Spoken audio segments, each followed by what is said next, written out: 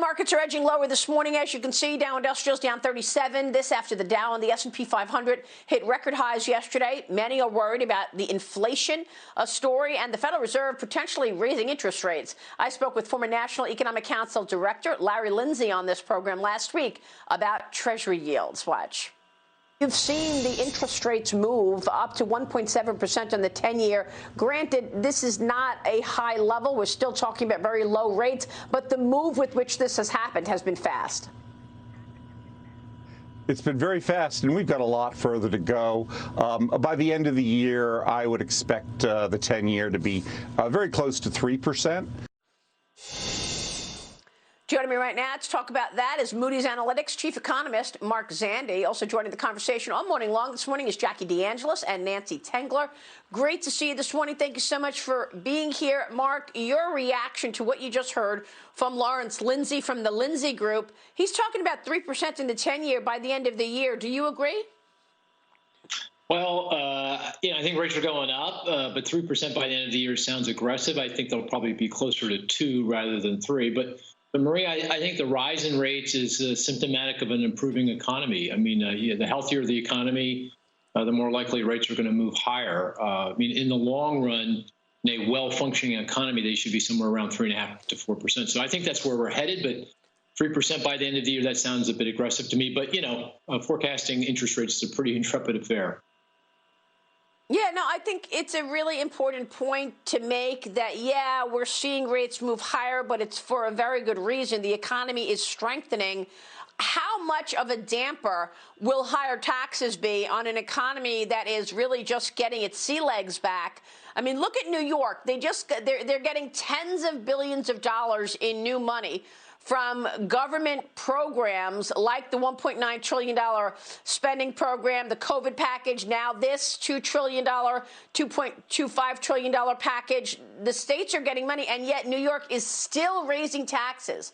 Mark, this push to raise corporate taxes is moving higher as well. Now you've got the Treasury Secretary Yellen, calling for international cooperation on a global minimum tax. A group of Senate Democrats want their own framework. They're focusing on the global intangible low taxed income rate, or GILTI. This is reevaluating a minimum tax on foreign profits on a country-by-country basis. The bottom line is taxes are going higher, Mark. How much does that cut into an economic growth story that is just getting started or continuing? Yeah, I mean, taxes are going up. We do have large budget deficits and debt, and we have big needs. Our infrastructure is crumbling. We've got climate change issues. We've got many social problems we've got to address. So tax rates are going up. And all else being equal, higher tax rates are negative for the economy. But, not all taxes are made equal. And I do think raising corporate tax rates, rolling back some of the tax cuts that corporations got several years ago, will only have a modest negative impact on the economy. And the benefits of that are of that revenue that goes to things like infrastructure are positive. So the net benefit of that is clearly on the positive side. But, higher rates are likely. Yeah, I guess, pardon me, Mark, I guess one question is, do we really need all of this spending right now? I mean, you've got a package that goes well beyond infrastructure here. You're talking about the Green New Deal, and people say it's mislabeled again, the way COVID was mislabeled. Why spend all this money now? Well, we do need it. I mean, infrastructure spending has fallen sharply as a share of the nation's GDP over the past 40, 50 years. I mean, the peak was back in the 50s and 60s when we built out the interstate highway system. Infrastructure spending, public infrastructure spending, was 5-6% of GDP. It's less than 2% now. It's at a record low. And I think we can all agree our roads, our bridges, our seaports, our airports, our broadband, power infrastructure, water systems. I can go on and on. I would agree if it were all infrastructure. Mark, I would agree if it were all infrastructure, but it's not, as you know.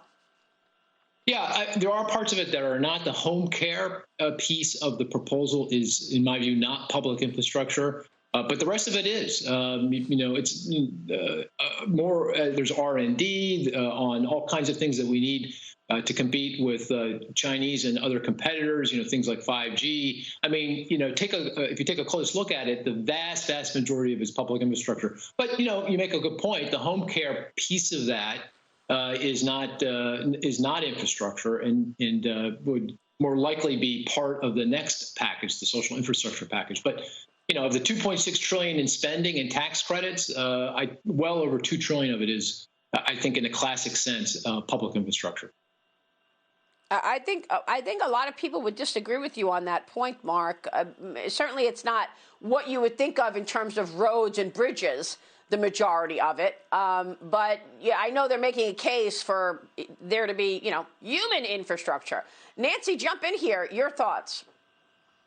Well, I just wanted to ask Mark, at 25% or 28%, we're going to be among the top taxed corporation rates globally. That wasn't very good grammar, but I think you understand where I'm going. And I just wonder what that does for competitiveness and what your view is on that, Mark. Very little. I mean, the effective tax rate. So if you actually see what corporations pay and compare that to their profits, that's the effective tax rate.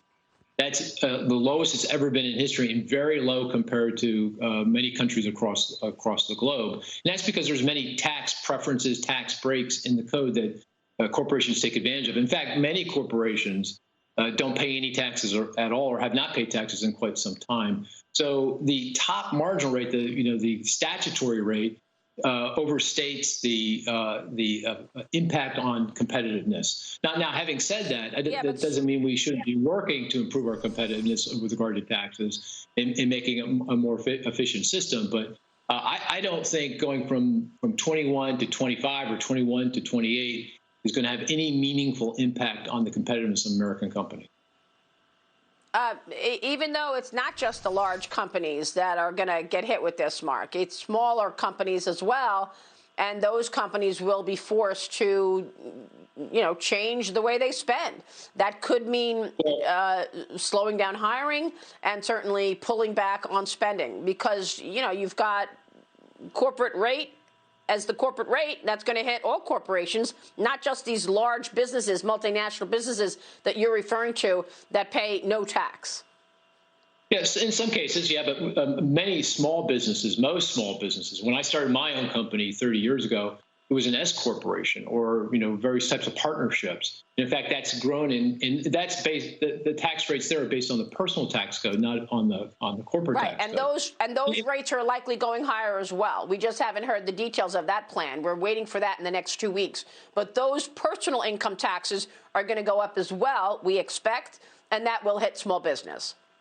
Well, we'll see. We'll see exactly how it's structured. But the corporate tax rate, which is what's being used to finance the infrastructure program, that is large. That's generally large companies. I'm sure there are some small companies that are C corps as well, but they're generally not. So yes, with this absolutely. particular package, yeah. And the other thing I point out is, go back to the tax cuts that were implemented back in 2018. There's no evidence, or at least no discernible evidence. I guess an economist, 20 years from now can look back and just find some impact, but there's no discernible impact on business investment, productivity, or GDP growth. It's just not in the data. The IMF did a recent study, couldn't find. Well, we could look at January and February of 2020 when we had the lowest unemployment rate in history at 3.5%. So you could actually look at economic metrics to see what happened to the economy post President Trump's tax cuts. And it certainly did move the needle. And when you also include the deregulatory part of it, it moved the needle a lot on economic growth and on yeah, go ahead. Final word, Mark. I was just going to say, Maria, you're right. There's a lot of moving parts there, but it's not the tax cuts. The way the tax cuts, and the proponents of the tax cuts said it would raise business investment, therefore improve productivity and GDP. And there's no discernible evidence of that. You just can't see that in the data. Except a 3.5% unemployment rate at the beginning of 2020, and an economic story that actually showed real growth. Those are the signs. Yeah. Yeah, but to link those back to the corporate tax cuts is a pretty intrepid affair. I link it back 100%. Yeah, I link it back 100%. Deregulatory actions and tax cuts move the needle on economic growth. There is evidence of it. We saw it in the beginning of 2020. But we'll certainly keep watching the impact of this tax increase that is coming. Mark Zandi, good to see you this morning. Thank you, sir.